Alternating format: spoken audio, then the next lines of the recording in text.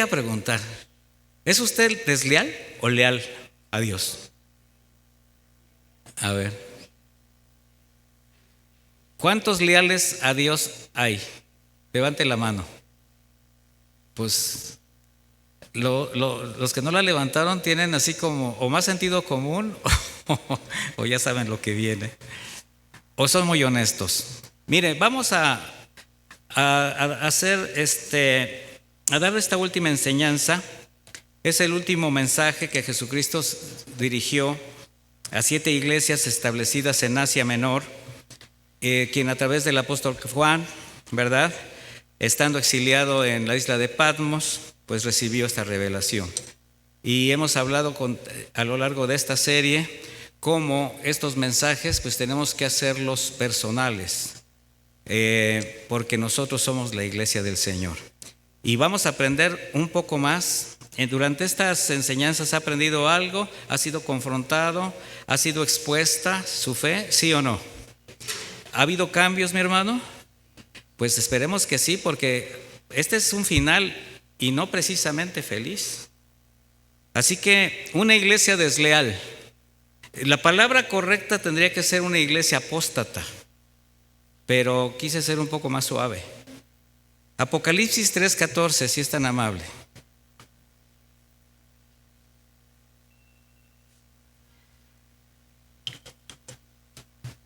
Apocalipsis 3:14, leo la versión, traducción Reina Valera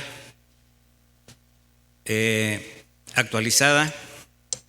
Dice Apocalipsis 13, versículo 14: y escribe al ángel, recuerde que el Señor le está dictando al apóstol Juan, y escribe al ángel de la iglesia en la Odisea: he aquí el amén, el testigo fiel y verdadero, el principio de la creación de Dios, dice esto: yo conozco tus obras, que ni eres frío ni caliente. Ojalá fueses frío o caliente. Pero por cuanto eres tibio y no frío ni caliente, te vomitaré de mi boca. Porque tú dices: yo soy rico y me he enriquecido, y de ninguna cosa tengo necesidad. Y no sabes que tú eres un desventurado, miserable, pobre, ciego y desnudo. ¿Cree que es duro el Señor al expresar estas palabras? Sí. ¿Pero será justo? Sí.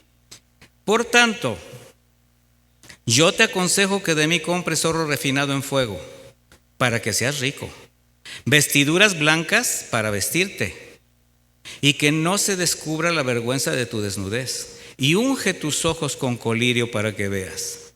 Yo reprendo y castigo a todos los que amo. Hay quien dice que Dios no castiga, sí. Hay iglesias cristianas que dicen que Dios no castiga, y aquí dice que sí. ¿Usted qué cree? Sí castiga. A todos los que amo, dice. Sé pues celoso y arrepiéntete. He aquí estoy a la puerta y llamo. Si alguno oye mi voz y abre la puerta, entraré a él y cenaré con él y él conmigo. Al que venciere, le daré que se siente conmigo en mi trono, así como yo he vencido, y me he sentado con mi Padre en su trono. El que tiene oído, oiga lo que el Espíritu dice a las iglesias. Un mensaje bastante contundente, una conclusión perfecta para todas las demandas que el Señor ha hecho a través de estos 7 mensajes. Mensajes donde nuestro Señor Jesucristo en esta revelación expresa demandas que hacen evidente la condición espiritual y moral de la iglesia cristiana, pero no solamente la de esa época, mi hermano, sino de toda generación. Mensajes que, aunque llegó a mencionar algunas virtudes, fueron más los defectos, y la mayor de las veces una denuncia marcada a la decadencia en la cual la iglesia ya se estaba encontrando, y que es una decadencia, una condición que lamentablemente vemos en nuestra actualidad de una manera continua. Lo primero que vamos a ver, como siempre, va a ser los contextos en donde estaba establecida esta iglesia en la ciudad de la Odisea, para entender mucho de este lenguaje metafórico, de estos elementos literarios que el Señor usa en este mensaje. La Odisea, antes ciudad de Frigia, también fue llamada Diospolis, o sea, la ciudad de los dioses, por la gran cantidad de idolatría de dioses que adoraban. Esta ciudad perdió mucho prestigio, pero alrededor del año 250 antes de Cristo, el rey Seleuco Antíoco II, Seleuco Antíoco, no le voy a poner así a su hijo, la restaura, la renueva, de alguna manera la refunda y la llama la Odisea, en honor a su esposa Laodice, a quien decía amar profundamente. Aunque este nombre de la Odisea fue puesto en honor a Laodice, la Odisea se compone de un vocablo que es muy específico a lo que estamos estudiando. Mire, está compuesta de la palabra laos, que significa muchedumbre, y dike, con K, que se traduce como juicio, derecho o decisión. Se traduce como los derechos del pueblo o juicio del pueblo, justicia de la muchedumbre, así se traduce la Odisea. Lo que en la actualidad conocemos como derechos humanos, para que me entiendan. Cuenta la historia que Antíoco, con todo ese amor que profesaba a Laodice, hasta le puso a una ciudad a su nombre, ¿verdad? Nombre de la ciudad. Pues el rey la repudió junto con su hijo. ¿Y por qué cree? Para casarse con una princesa egipcia llamada Cira Berenice. De ella tuvo un hijo, a quien fue el que reconoció como su heredero al trono, pero amaba mucho a la otra. Laodice le odia por esto, pero con el tiempo el rey la llama nuevamente a la corte, pero para tenerlas a las dos. Vea usted la calidad moral de esas personas en ese lugar. Bueno, no es aquí en la actualidad no es común que nadie tenga dos, ¿verdad? No, todos son bien fieles, ¿verdad? Laodice aprovecha la oportunidad de regresar a la corte para envenenarlo, pero envenenó también a la esposa y al hijo, y a toda la corte egipcia que cuidaba, que acompañaba a la princesa egipcia. Y así fue como ella proclamó a su hijo como el rey Antíoco III. Este es un contexto histórico, ¿verdad? La Odisea, situada en un importante camino, un cruce de caminos ubicado en un valle muy fértil de Lico, cercano a Hierápolis, Colosas y Filadelfia, contaba con una carretera importantísima de cerca de 160 kilómetros a través de Asia Menor y llegaba hasta los puertos de Mileto y de Éfeso. Esta estratégica ubicación hizo que la Odisea fuese uno de los lugares más prósperos, un centro de comercio importantísimo. Bueno, su riqueza era tal que cuando fue destruida por aquel terremoto que hemos hablado tanto, sus habitantes la reconstruyeron, pero sin necesidad de pedir ayuda del Imperio Romano. Eran muy orgullosos, estaban eran muy autosuficientes. De manera que este lugar, como el más importante centro de negocios en Asia Menor, tenía una gran cantidad una diversidad de negocios, de comercio. Llegó a ser considerada la más rica de su época, al grado que ellos acuñaron su propia moneda. En ellas se establecieron muchas industrias donde se producía ropa, tapetes muy preciosos, alfombras confeccionadas de una lana negra, suave, brillante, proveniente, se dice que de una raza de ovejas que criaban en esa región, o lana que ellos mismos tenían bajo un proceso que habían inventado. Esto se exportaba de una manera impresionante a diferentes países. Evidentemente se distinguía por su idolatría, por su paganismo, entre muchos otros. Acuérdense que antes era Diospolis, pues adoraban a Zeus, a él ahí lo reconocían como su salvador. Apolos, dios de la belleza, Baco, no podía faltar, el dios del vino, de las fiestas, las bacanales, pero de manera especial adoraban a un dios llamado Esculapio, que era el dios de la salud y de la medicina. ¿Esto por qué? En la Odisea descubrieron un remedio para enfermedades de los ojos. Se llamaba polvo frigiano. Y esto la convirtió en un centro oftalmológico de una importancia tal que establecieron una escuela de medicina. Por ello adoraban a Esculapio. Este polvo se diluía en agua, hacían un colirio, un ungüento, y tenía la particularidad de sanar padecimientos oculares. Bueno, esta actividad les daba muchas divisas, mucho prestigio, grandes entradas de dinero. De ella, de la Odisea, llegaron a depender, en cuanto a trabajo, comercio, alrededor de 20 aldeas a su alrededor. Llegó a ser nombrada como la metrópolis, la Odisea. Haga de cuenta el Nueva York de la época. Era tal la afluencia de visitantes, y debido a su cultura grecorromana, tenían teatros donde había gran actividad de obras teatrales, estadios para eventos deportivos donde se incluían combates con gladiadores. O sea, era una ciudad que tenía todo. Por supuesto, la gran cantidad de fiestas de culto religioso dedicado a tantos dioses que adoraban.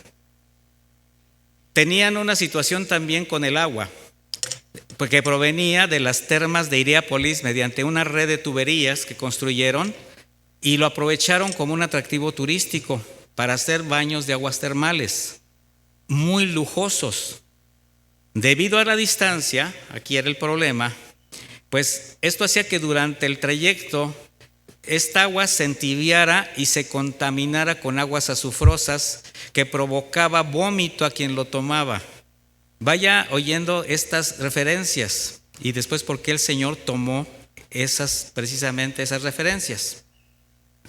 Durante sus primeros años, la iglesia establecida en la Odisea se dice que tuvo una gran cantidad de creyentes. O sea, fue una iglesia que trabajó, sus fundadores, y empezó a crecer, pero como la mayor parte de las personas pues pertenecían a esta sociedad tan acaudalada, era una ciudad muy rica, pues la forma de vida empezó a contagiar la pureza de la iglesia, a contaminar evidentemente primero a quién cree, a los pastores, a los servidores.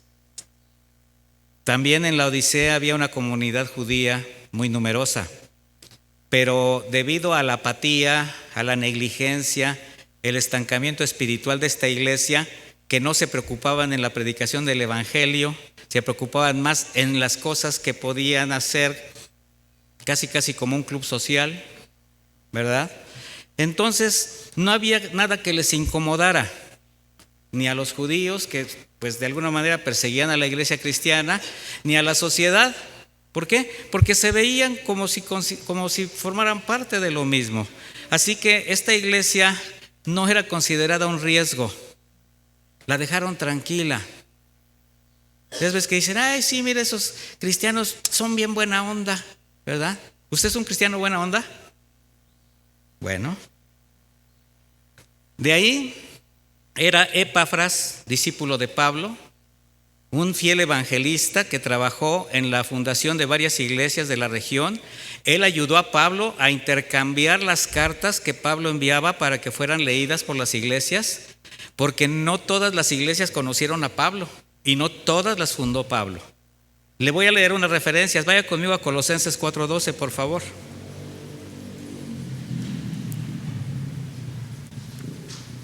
Colosenses 4:12 dice: los saluda Epafras, o Epafras, según el acento, que es uno de ustedes. En sus oraciones este siervo de Cristo siempre está rogando por ustedes con gran preocupación para que ustedes se mantengan firmes y sean completamente perfectos en todo lo que Dios quiere. Dice, yo soy testigo que Él se preocupa mucho por ustedes y por los que están en la Odisea y en Hierápolis. Esta es una referencia de Pablo a Epafras.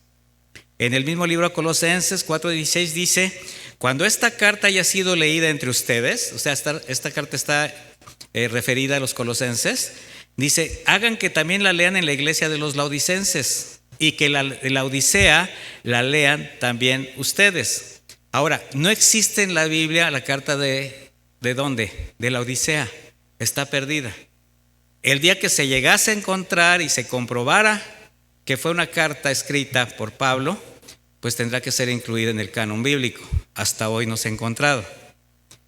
Bueno, Colosenses 2:1, última referencia, dice Pablo: quiero pues que sepan cuán grande lucha sostengo por ustedes, por los que están en la Odisea y por todos los que nunca han visto mi rostro. Entonces vemos que Pablo no llegó a visitar algunas iglesias, precisamente como Colosas, Hierápolis, la Odisea, a quienes solamente conoció por las referencias de Epafras, quien, preocupado por lo que sucedía, pues le informaba.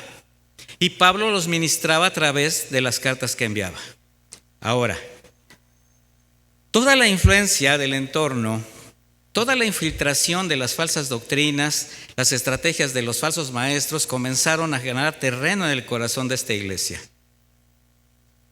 Y llegó el momento en que no hubo nada que evitara que llegaran a la terrible condición de apostasía que leímos en el mensaje. Es la única iglesia que en todo este mensaje del Señor no menciona alguna virtud, alguna actividad grata a los ojos de Dios, sino que la reprensión y la confrontación fue tan dura, fue muy dura debido a su conducta, pero específicamente por el gran riesgo que corrían debido a su condición espiritual. Recuerde que el Señor lo que hace es siempre tratar de restaurar a su iglesia. Y esta condición lamentablemente se vive en un gran sector de la cristiandad en la actualidad, de la iglesia cristiana actual. Y aunque no sea nada grato este mensaje, yo creo que se podría considerar el más acorde a la generación que estamos viviendo por las condiciones de muchas iglesias, donde la reprensión, la confrontación, las demandas de Jesús exhiben la actitud que se manifiesta en una gran cantidad de iglesias de las últimas décadas, en especial donde ha trascendido la predicación y la práctica del llamado evangelio de la prosperidad, donde se manipula la palabra de Dios, donde se enfatizan en las enseñanzas la tendencia obsesiva por la obtención de recursos materiales, de éxito, de poder. Si usted se da cuenta, eso era lo que los laodicenses creían tener. En la actualidad, muchos malos maestros enseñan con descaro a sus numerosos seguidores. ¿Por qué digo numerosos? Porque son iglesias atractivas por lo que predican. Les predican que tener riqueza, fama y salud sin que nada les falta, sin que nada les afecte, es la mejor evidencia de que tienen una buena relación con Dios y que por eso el Señor los bendice, lo cual es una aberración. Sostienen cínicamente que a eso vino Jesucristo a este mundo, y ese es un engaño fatal, mis hermanos. Lo sabemos porque la Escritura dice todo lo contrario. Bueno, ese era el contexto de la iglesia en la Odisea. Y ese es el contexto que el Señor veía en esa iglesia y que pues el Señor sigue demandando hasta hoy. Así que vamos a comenzar. Esto solamente fue la introducción. Y escribe al ángel en la Odisea, en la iglesia de la Odisea: he aquí el amén, fiel y verdadero, el principio de la creación, dice así. Como siempre se dirige al pastor, el responsable de proteger, de guiar, de apacentar las ovejas de Cristo con el amor y las sanas palabras de la Escritura, palabras que tienen que ser dichas para edificación, no para lastimar, no para manipular, no para abusar. He aquí el amén. Significa que cuando el Señor dice algo, así es, porque Dios lo que promete lo cumple, mis hermanos, porque Él es firme, justo, íntegro y recto. De manera que todas las promesas que se llegan a hacer en determinados lugares que Dios no ha dicho, pues Dios no tiene por qué cumplir algo que Él no estableció. ¿Sí se da cuenta de eso? Pero lo que Él ha dicho lo va a cumplir. Dice 2 Corintios 1:20, porque todas las promesas de Dios son en Él sí y en Él amén. El testigo fiel y verdadero. Cuando Cristo dice algo, es veraz. Nada en Él es mentira. Lo que diga siempre será justo. El principio de la creación de Dios. Bueno, esta frase, mis hermanos, no significa lo que determinadas sectas heréticas, como los roselistas, mejor conocidos como testigos de Jehová, tratan de hacer parecer a Cristo como un ser creado por Dios, no como Dios mismo. Pero vea lo que dice Colosenses 1:15, acompáñeme.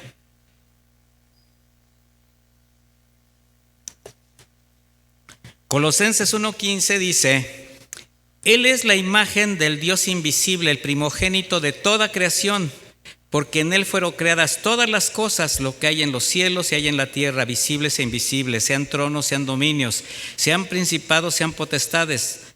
Todo fue creado por medio de Él y para Él. Y Él es el antes de todas las cosas, y todas las cosas en Él subsisten. Y Él es la cabeza del cuerpo, que es la iglesia, lo que es el principio, el primogénito de entre los muertos, para que en todo tenga la preeminencia. O sea que simplemente Él es Dios, mis hermanos.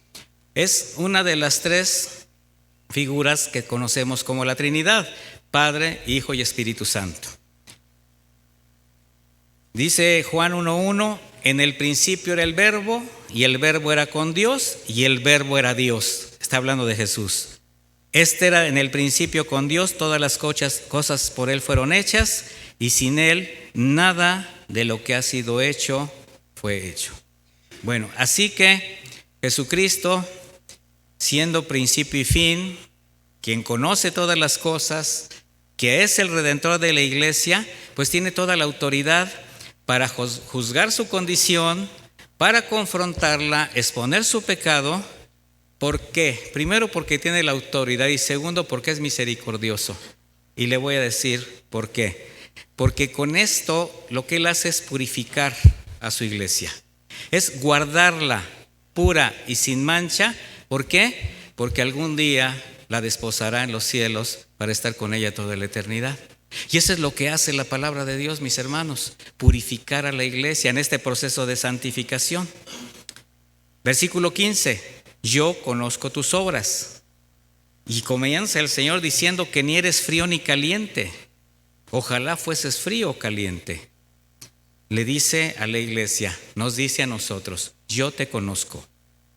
Esto que indica que sabe todo lo que somos, todo lo que pensamos, todo lo que creemos, todo lo que hicimos, lo que vamos a hacer. Conoce nuestro pasado, nuestro presente, nuestro futuro. Y a esta iglesia le dice: por tus obras, por tu conducta, sé que no eres ni frío ni caliente. Aquí el Señor empieza a hacer una alusión a situaciones, elementos que formaban parte de la vida cotidiana de los habitantes de la Odisea. Porque estos creyentes, los miembros de esta iglesia, pues acostumbraban, siendo habitantes de ahí, asistir a los baños termales, y sabían que si el agua, que tendría que llegar pura, calientita a la ciudad, y durante su recorrido se mezclaba con otras fuentes, llegaba tibia y contaminada. Cuando eso sucedía, ¿qué cree que hacía la gente? Protestaba, ¿verdad? ¿Usted dio algún balneario donde le dicen que hay fuentes termales y agua caliente a ciertos grados? Y ha pagado muy caro. Y cuando no sucede, ¿qué dice? Pues se enoja. Bueno, la gente protestaba, se molestaba, porque además de tibia, al estar contaminada, aparte de oler mal, les producía vómito. Entonces el Señor les está diciendo: lo mismo que tú sientes cuando encuentras el agua tibia contaminada y te produce vómito, así yo siento al ver tu manera de conducirte. O sea, lo entendían perfectamente. Jesús está expresando que una iglesia tibia siempre será rechazada, porque no sirve para nada. Ojalá fueses frío, ojalá fueses caliente. Una iglesia tibia es precisamente donde el mensaje del evangelio es diluido por la conveniencia de unos cuantos. Una iglesia tibia es donde se ha rebajado la esencia de la palabra de Dios, del verdadero cristianismo, de la obra de la cruz. Por tanto, un cristiano tibio no guardará la palabra y jamás honrará el nombre de Jesús, como los de Filadelfia. Porque seguirá viviendo conforme a lo que se le acomode, conforme a lo que se le facilite a su mundana manera de pensar. Un cristiano tibio no se consagra, no busca la santidad, porque va a vivir de acuerdo a lo que el mundo le ofrece. Un creyente tibio es el clásico religioso que desobedeciendo deliberadamente la palabra de Dios, pues aún maldice, bebe, fuma, fornica, adultera, maquina pecado, pero de todo se justifica. ¿Conoce a alguien así? Un cristiano tibio, yo también. Mantiene relaciones de cualquier tipo con inconversos, incluyendo relaciones sentimentales, emocionales y físicas. No entiende que tiene que guardarse. No entiende lo que es no hacer yugo desigual con los incrédulos. Un creyente tibio es aquel que sin recato engaña y miente para cometer fraudes. Es el que murmura por detrás, el que todavía habla groseramente, aquel que dice, ay, se me salió, o se le salió porque estaba adentro. Es el que oculta su fe para no ser burla de sus amigos, de su familia o de la gente que lo ve. Es el que niega a Cristo por lograr hacer un negocio, conseguir un trabajo, hacer amistades. Los cristianos tibios son engendrados por pastores tibios, pastores que manipulan la Escritura, que son tolerantes, que permiten, que fomentan una ligera y frívola manera de vivir, mientras sus seguidores se congreguen, ofrenden y diezmen. Los pastores tibios son mercenarios de la fe que no les importa la vida moral ni la condición espiritual de las personas que deberían de atender, mientras acudan a sus cultos, mientras les dejen ganancias. Por eso dice el versículo 16, por cuanto eres tibio y no frío ni caliente, te vomitaré de mi boca. Así que al decirles por cuanto eres tibio, ellos entendieron el sentido y el peso del mensaje, de que el Señor literalmente estaba por vomitarlos, o sea, echarlos de su presencia, porque estaban en una condición de apostasía impresionante. Jesús está mostrando su aversión hacia estos cristianos tibios, porque cuando la tibieza llega a ser una forma de vida, mis hermanos, prácticamente resulta imposible la realidad espiritual de ese creyente, porque está nadando en dos aguas. Sí se entiende lo que estoy diciendo. Un pie en el mundo, un pie en la fe, no se define. ¿Por qué? Porque es tibio. La tibieza espiritual, aunque se trate de ocultar, fingiendo piedad, fingiendo ser fiel, siempre saldrá a la luz y será ofensivo a Dios. ¿Por qué? Porque Él todo lo sabe, porque Él todo lo ve. Entonces, al ser desequilibrado, fuera de orden, pues esa condición del creyente a Jesucristo le da un sentido de náusea, o sea, la rechaza. No ser ni frío ni caliente indicaba que eran inútiles al propósito de Cristo, porque no cumplían el propósito, ya que en su autocomplacencia, en satisfacer con la realidad que vivían, pues los hacía indiferentes a la voluntad de Dios. Alguien frío, por eso le dice, ojalá fueses frío. Bueno, alguien frío es aquel que no ha conocido al Señor, simplemente está alejado. No ha escuchado el mensaje del Evangelio, pero hay solución: predicarle para que alcance misericordia, que su corazón sea tocado por el Espíritu Santo y convencido de pecado, proceda a arrepentirse.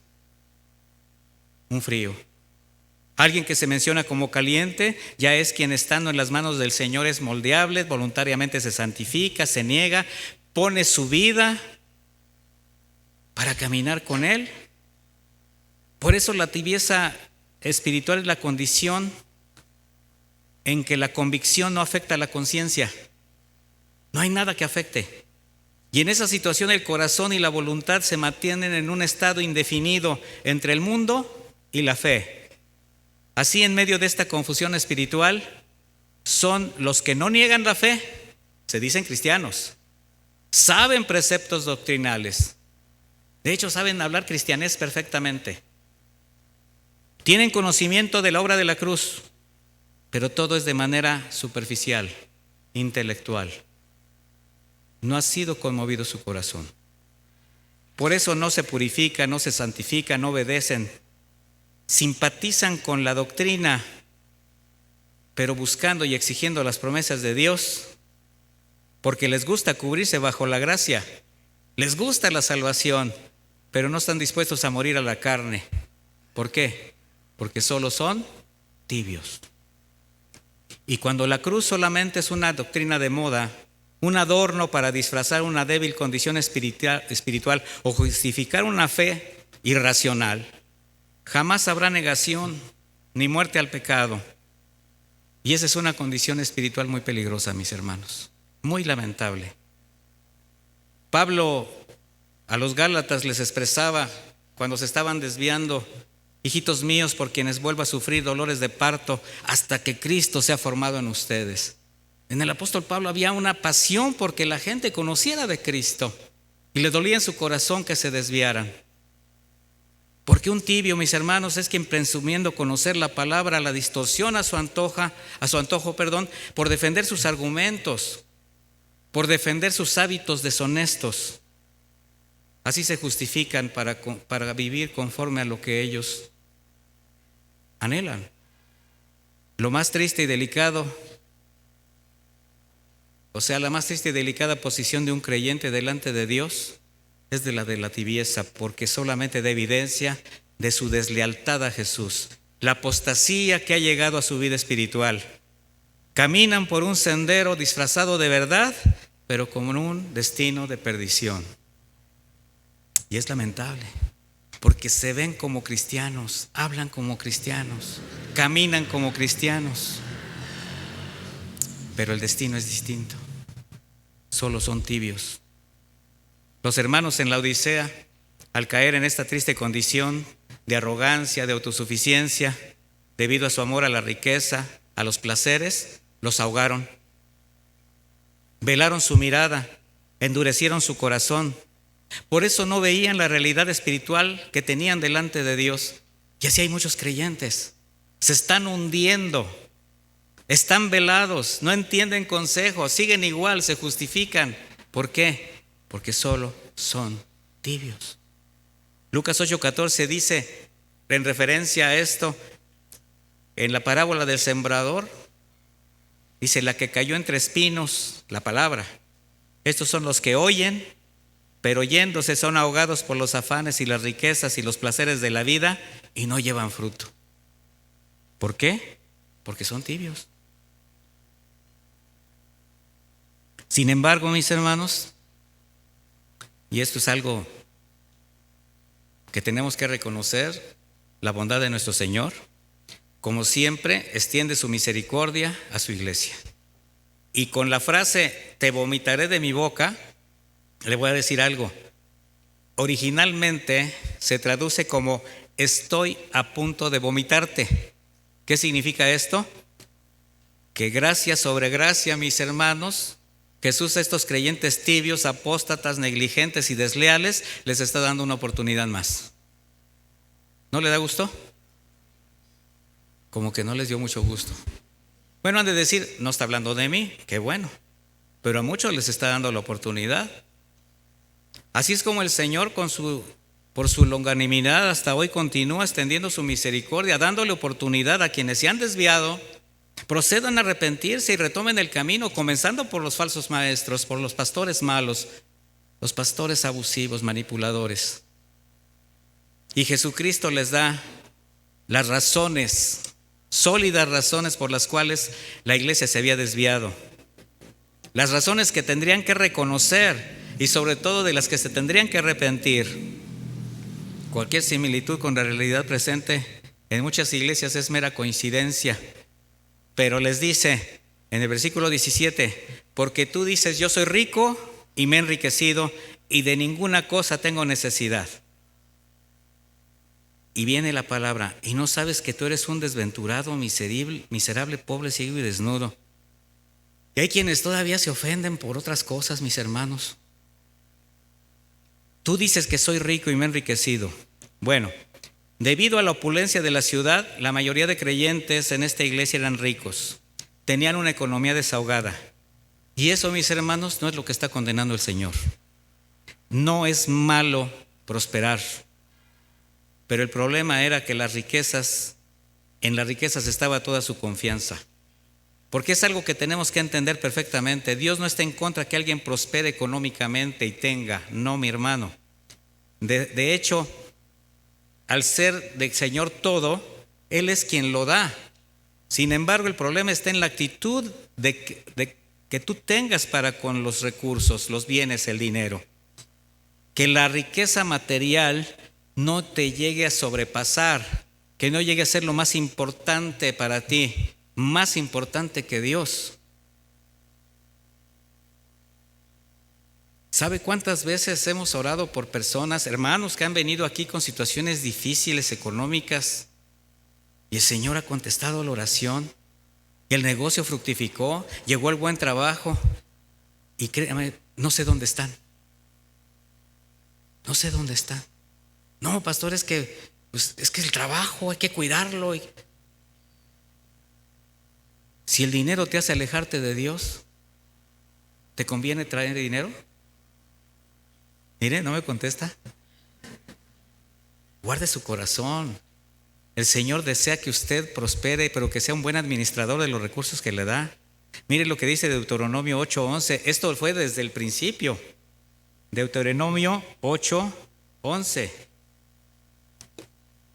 Cuídate de no olvidarte de Jehová tu Dios para cumplir sus mandamientos, sus decretos y sus estatutos que yo te ordeno hoy.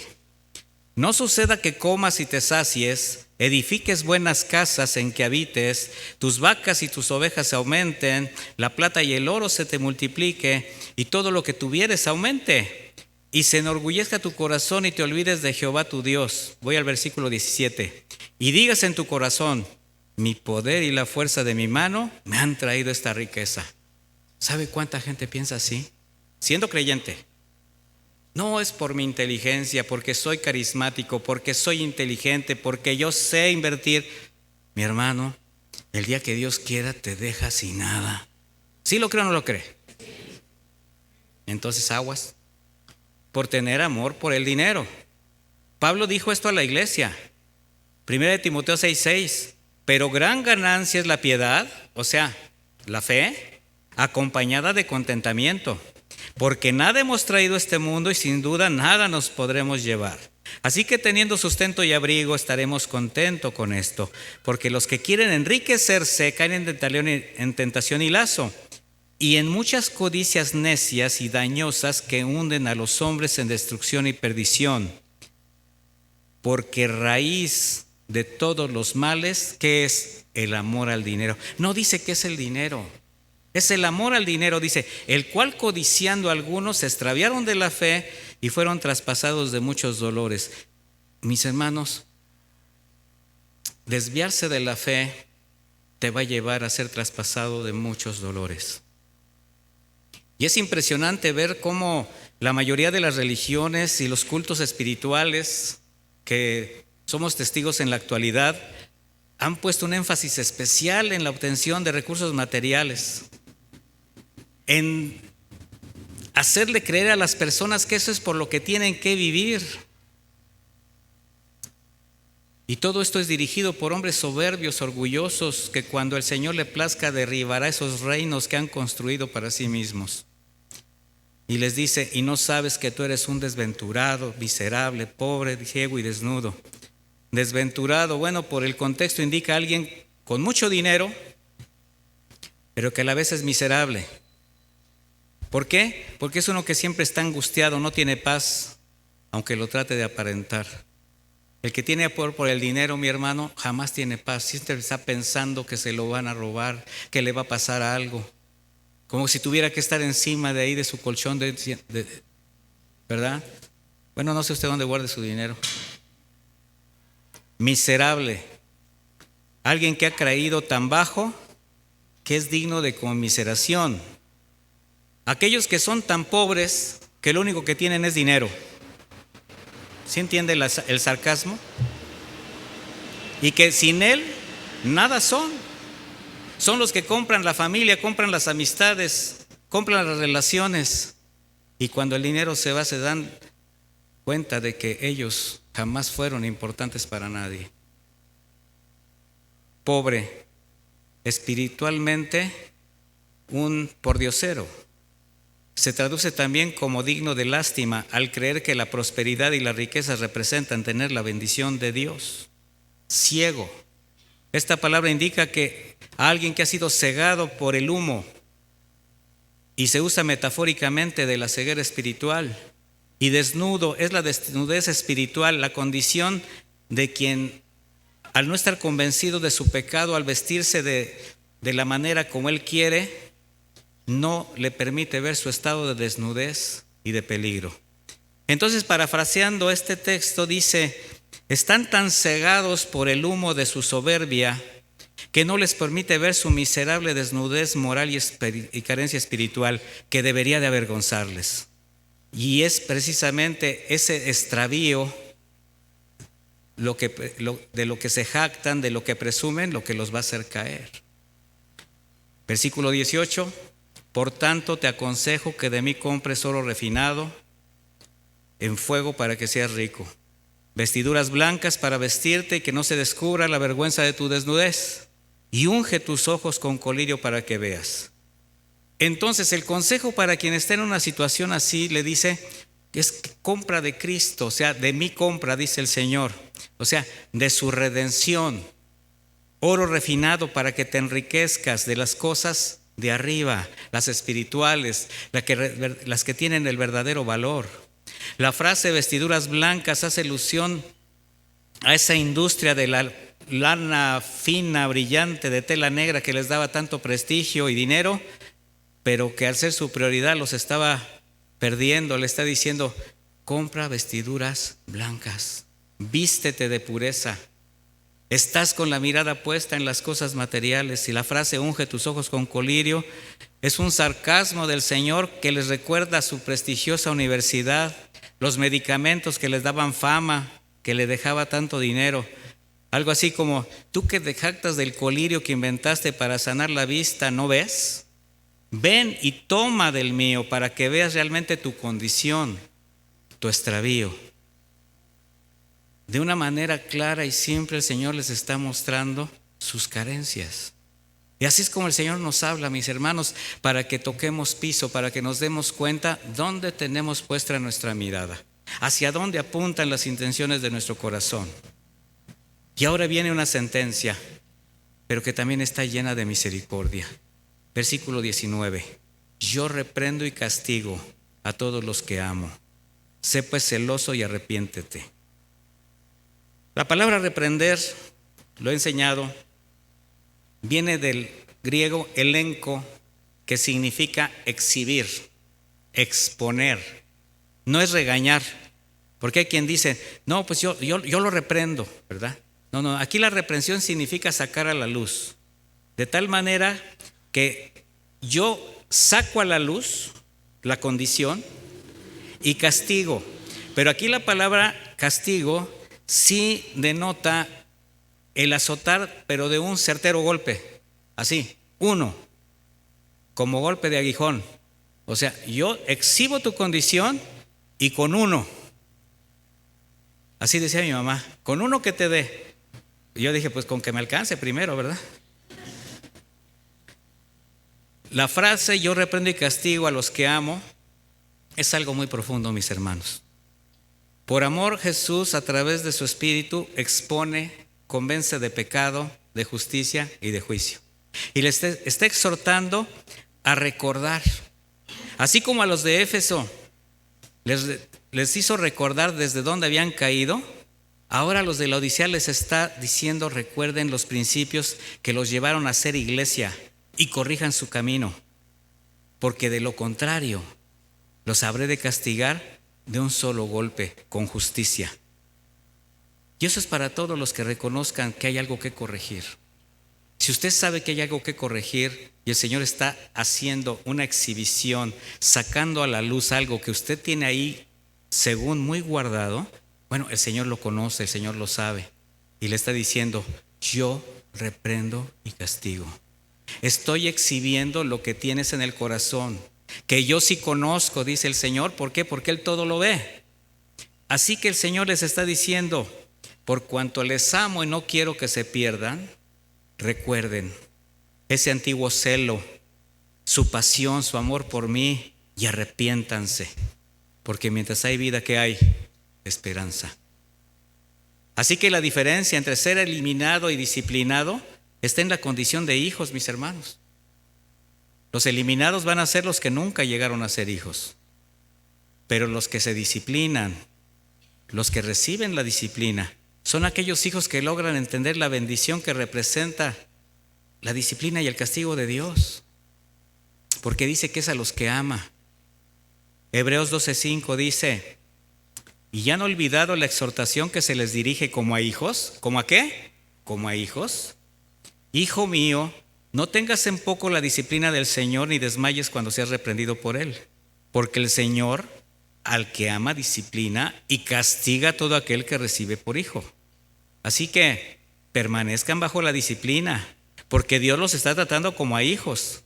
Porque ¿qué hijo es aquel a quien su padre no disciplina? Pero si están sin disciplina, de la cual todos han sido partícipes, entonces son ilegítimos, no hijos. ¿Tú qué prefieres ser, un hijo legítimo o un hijo ilegítimo? Entonces el Señor te va a estar reprendiendo, va a estar sacando a la luz las cosas que tienes que entregar, y si tú no quieres entender, ¿qué crees que va a hacer? Certero golpe. Ahí donde duele. Donde te duele, donde el Señor sabe tiene que tocar para que tú entiendas que el Señor te ama y quiere que cambies. He aquí, estoy a la puerta y llamo. Esto nos debe dar mucha tristeza, porque lo primero que tenemos que notar es desde dónde está Jesús dando este mensaje.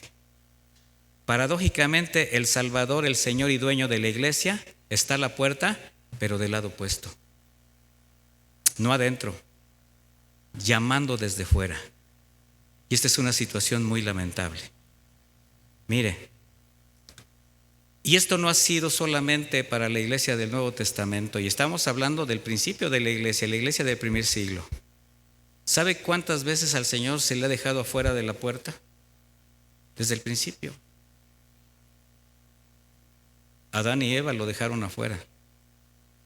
Cuando el Señor estaba dándole las tablas de los mandamientos a Moisés, lo dejaron afuera, prefirieron un ídolo. Cuando Él era el rey del pueblo de Israel, lo dirigía en el desierto. Cuando Él les proveía de todo y pidieron un rey, lo dejaron afuera de la puerta. O sea, el hombre ha sido muy ingrato con el Señor desde todos los tiempos.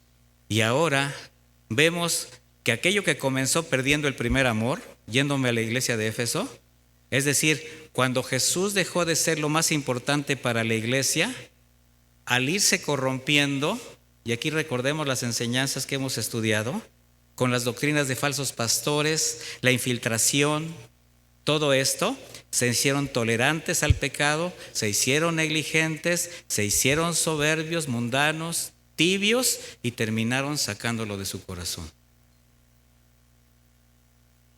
¿Cuántos creyentes que profesan la fe en Cristo, cegados por la soberbia, la dureza de corazón, lo tienen afuera y creen que está adentro?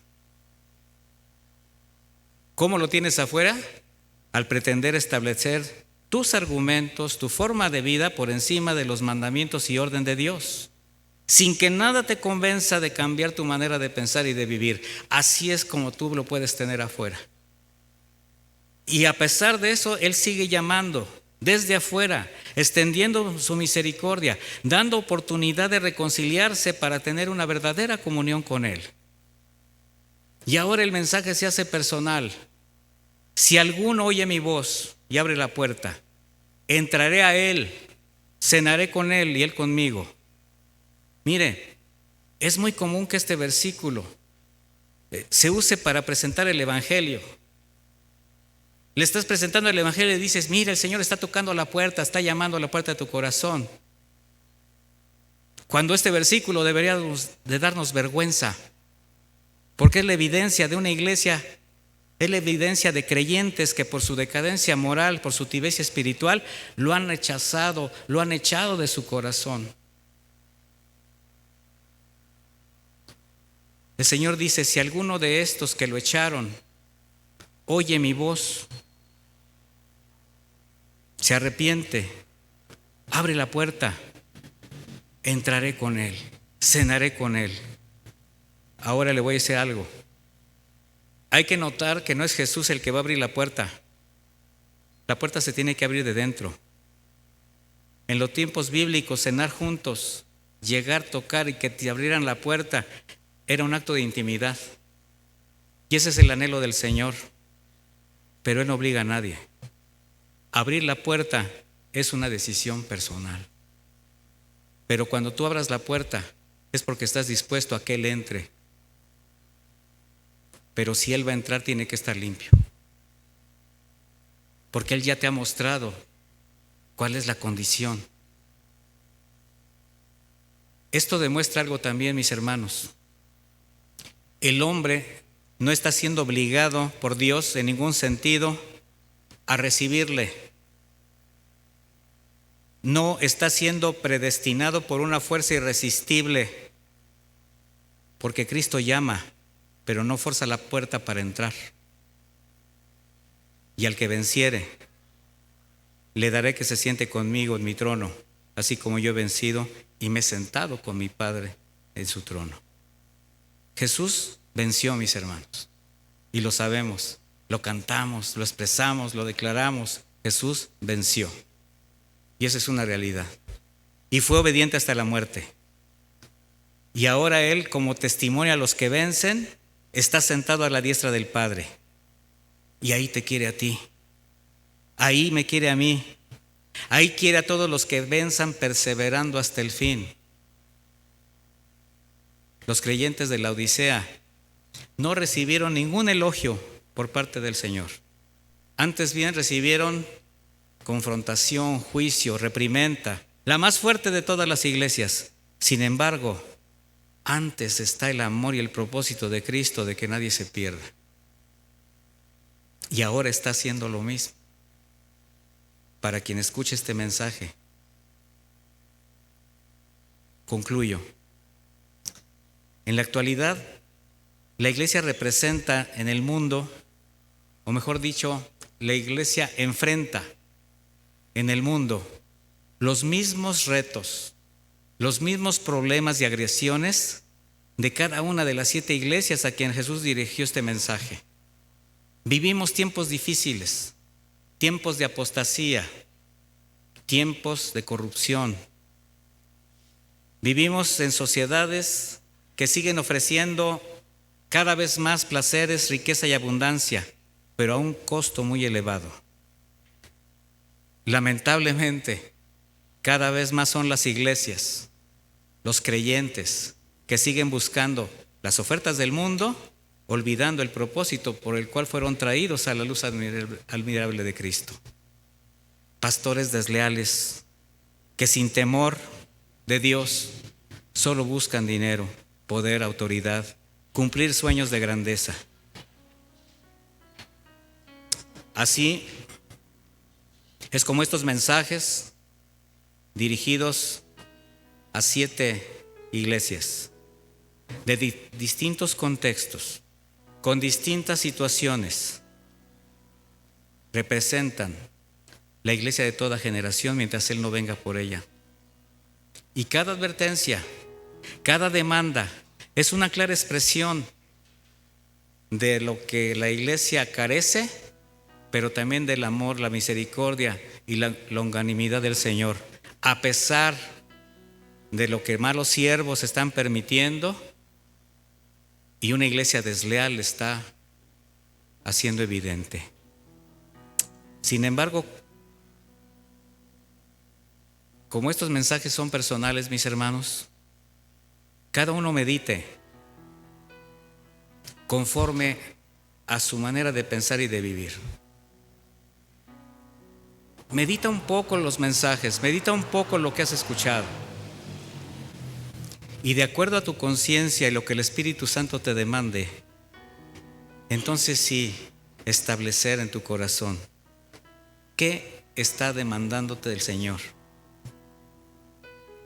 Porque el Señor se expresa una sola vez. El Señor está dando oportunidad una vez más. Medita, ¿Jesús en este momento de tu vida está dentro o está afuera? ¿Está en el centro de tu corazón o está llamando desde afuera? Y el que tiene oído, oiga lo que el Espíritu dice a las iglesias. Porque este es un mensaje para toda la iglesia. Si bien como congregación tenemos que mostrar el carácter de Cristo para poder cumplir nuestra misión, individualmente cada uno dará cuentas al Señor de sus actos. Así que mis hermanos, yo les voy a invitar a que se pongan de pie y hagamos una oración final a esta serie de enseñanzas, reconociendo que el Señor lo único que está haciendo es purificarnos. Y usando estos 7 mensajes nos ha mostrado mucho de lo que tenemos que ir sacando, entregando, porque el Señor sí ha hablado, mis hermanos, y yo sé que a la mayor parte de ustedes les ha mostrado esas carencias, esa necesidad de hacer una toma de decisión distinta en su manera de pensar, en su manera de vivir. El Señor sigue extendiendo su misericordia. Si alguien escucha su voz, purifíquese, santifíquese, entregue, arrepiéntase y no vuelva a pecar. Extienda sus manos al Señor. Ore con Él. Que esto se haga personal, mi hermano. Es una decisión suya. No es que tenga que pasar al frente, no es que yo ore por usted, no. Usted mismo con sus palabras, en medio de esta oración, vuelva a hacer que la relación con el Señor se enriquezca. Y la única manera es reconociendo aquello que Él ya ha exhibido, aquello que Él ya ha establecido. Así que, Padre, te damos gracias. Te damos gracias porque a través de esas enseñanzas nos has mostrado, si bien nuestra condición, de la manera como a cada uno, Señor, nos hayas hablado. Tú has hablado claro, has hablado contundente. No has dejado ninguna duda de que muchas cosas tienen que ser cambiadas. Y esto porque nos conviene. Porque tú nos amas y nos estás disciplinando, nos estás ordenando, estás poniendo nuestros pies nuevamente en la senda de justicia que trazaste para que camináramos en ella. Así que muchísimas gracias, Señor. Porque este es un momento único, una oportunidad extraordinaria de poder limpiar el corazón. Y no solamente para beneficio personal, no solamente para honrarte a ti, Señor, también por el bien de nuestra familia, por el bien del entorno en que vivimos, porque nos va a ser evidentes ante el mundo de que ahora sí un hijo de Dios está siendo el testimonio, está siendo aquel que fue llamado a ser luz y sal. Muchísimas gracias, Padre. Muchísimas gracias. Sigue en este profundo momento de adoración. Mientras escuchas la melodía, ponte a cuentas con tu Dios.